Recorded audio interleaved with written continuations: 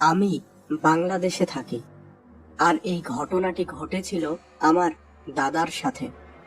তখন আমার দাদা বরিশালের ভাসানচর এলাকার কাজিরহাট গ্রামে থাকতেন। আমার দাদা ছিলেন মসজিদের একজন খতিব। তখনকার দিনে গ্রাম অঞ্চলগুলো ছিল ঘন জঙ্গল দ্বারা আবৃত। আমার বাবা বলেন, আমরা নাকি ওইসব জঙ্গলের ১০ ভাগের ১ ভাগও দেখিনি। যা হোক, তখনকার দিনে মসজিদগুলোতে কোনো মুয়াজ্জিন ছিল না। খতিবরাই আজান ও সালাত সম্পূর্ণ করাতেন। আর সেই জন্যই খুব ভোরে আমার দাদাকে মসজিদে যেতে হতো। আমার দাদার বাড়ি ছিল মসজিদ থেকে বেশ কিছুটা দূরে। তখনকার দিনে খতিব পাওয়া খুবই কষ্টকর ছিল। একদিন ফজরের নামাজের ওয়াক্ত হলে দাদা বেরিয়ে পড়েন মসজিদের উদ্দেশ্যে। পূর্ণিমার চাঁদের আলোতে চারিপাশ পরিষ্কার দেখা যাচ্ছে। খুব ঘন জঙ্গলের মধ্যের রাস্তা দিয়ে কিছু দূর যেতেই এক দমকা হাওয়া বয়ে গেল। হাওয়াটা বেশ গরম ছিল। গরম হাওয়া গায়ে লাগতেই দাদা দাঁড়িয়ে গেল আর ভাবতে লাগলো, এখনো তো সূর্য উঠতে অনেক দেরি, কিন্তু এরকম গরম হাওয়া গায়ে লাগতে হলে তো দুপুরের রোদ চাই, কারণ দুপুরের কড়া রোদের তাপ বাতাসে মিশে এমন গরম হাওয়ার সৃষ্টি করে। কিন্তু এখন কিভাবে এরকম হাওয়ার সৃষ্টি হলো? ব্যাপারটা দাদার ভালো লাগলো না।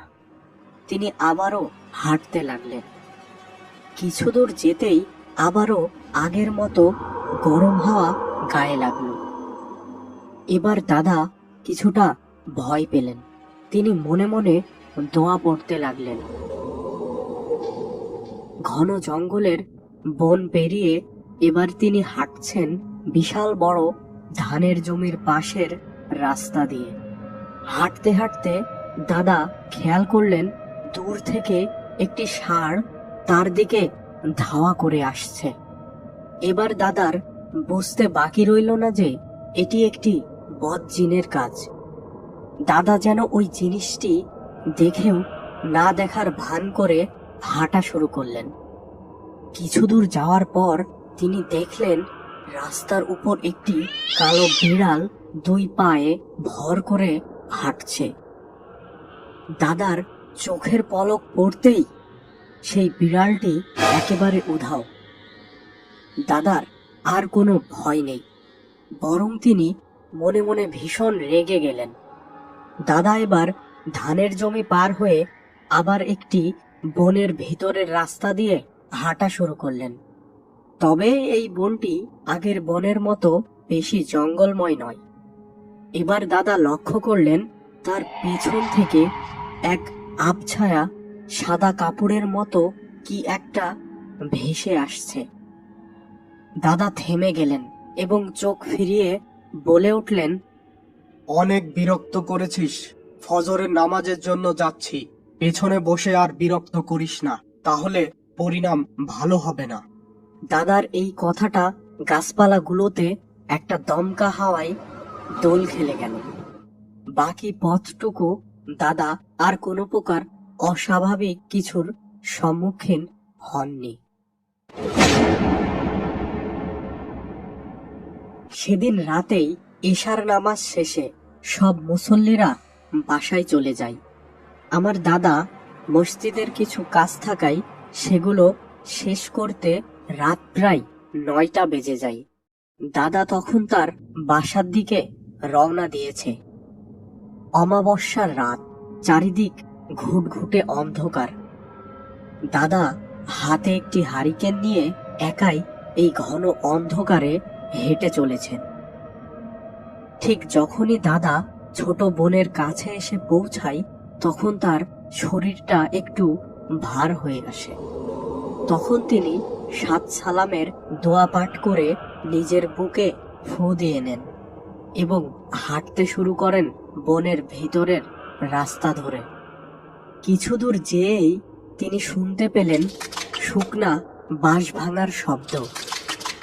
দাদা মনে মনে ভাবলেন, আশেপাশে তো কোনো বাঁশঝাড় নেই, তবুও এই বাঁশ ফাটানো শব্দ কোথা থেকে আসছে।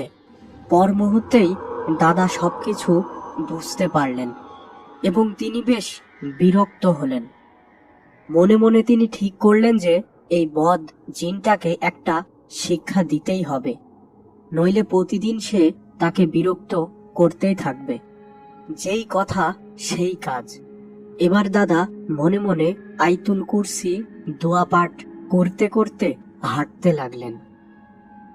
ছোট বন পেরিয়ে ধানের জমির পাশের রাস্তায় প্রবেশ করতেই একটা হালকা আওয়াজ আসে দাদার কানে। আইলি রে তুই কি মাছ দিয়া খাইয়া, আমার লাইকা আনলি না কেন পাতে দিলি ধইয়া। সেই সময় মসজিদের খতিবের জন্য মসজিদ কমিটি খাবারের ব্যবস্থা করত। তো দাদাকে সেই দিন 2 পিস ইলিশ মাছ দিয়ে ভাত খেতে দেওয়া হয়েছিল, কিন্তু দাদা কেবলমাত্র 1 পিস মাছ খেয়েছিল এবং বাকি মাছ থালাতেই রেখে আসে। বদ জিনটা তা দেখেই নিজের জন্য আফসোস করে। যদি তার জন্য মাছটা আনতো তবে সে মজা করে খেতে পারত।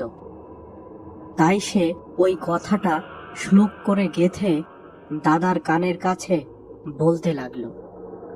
দাদা কোনো কথা না বলে মনে মনে দোয়া পাঠ করছেন এবং ধানের জমির পাশ দিয়ে হেঁটে চলেছেন। বদ জিনটা তার কথার কোনো উত্তর না পেয়ে এবার বাঁশ ফাটানোর শব্দের ঝড় তুলল। দাদা কিন্তু নিরিবিলি হেঁটেই চলেছেন এবং অপেক্ষা করছিলেন মোক্ষম সুযোগের। যা হোক, জিনটা খেয়াল করলো দাদার মনে বিন্দু মাত্র ভয় নেই, সে হেঁটেই চলেছে। এদিকে জিনটি দাদার শরীরে ভরও করতে পারছে না এবং তার কোনো ক্ষতিও করতে পারছে না। এবার জিনটি একদম দাদার পায়ের কাছাকাছি বাঁশ ফাটানোর শব্দ করতে লাগলো, কিন্তু দাদা বিন্দু মাত্র বিচলিত হলেন না।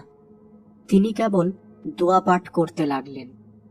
বদ জিনটি কোনো প্রকার উপায় না দেখে এবার সে দাদার সামনে এসে শব্দ করতে লাগলো, আর এই সুযোগে দাদা তার পাঠকৃত দোয়া সামনে ছুড়ে দিলেন। সাথে সাথে জিনটি আটকা পড়ল।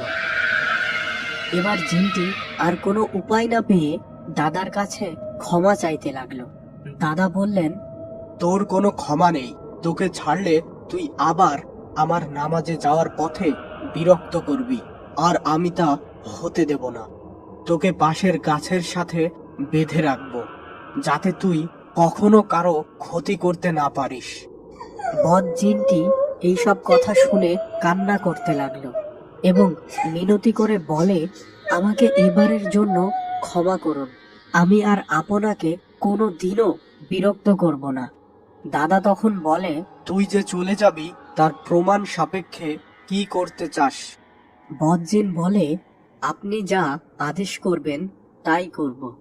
আমার বাড়ির পিছনের পুকুরের পাশে একটা বড় গর্ত আছে। আমরা মাটি কেটে ভরাট করলেও প্রতি বছর আষাঢ় মাস এলে গর্তটি আরো বড় হয়ে যায় আর পুকুরের সব মাছ বেরিয়ে যায়।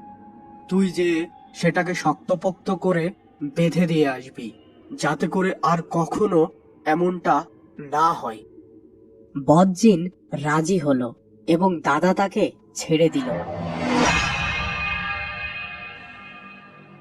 পরের দিন সকালে দাদা দেখলেন গর্তটি খুব নিখুঁতভাবে ভরাট করা হয়েছে। এরপর থেকে আর কখনো ওই গর্তটি বড় হয়ে পুকুর পাড় ভেঙে যায়নি এবং ওই জিনটিও দাদাকে আর বিরক্ত করেনি।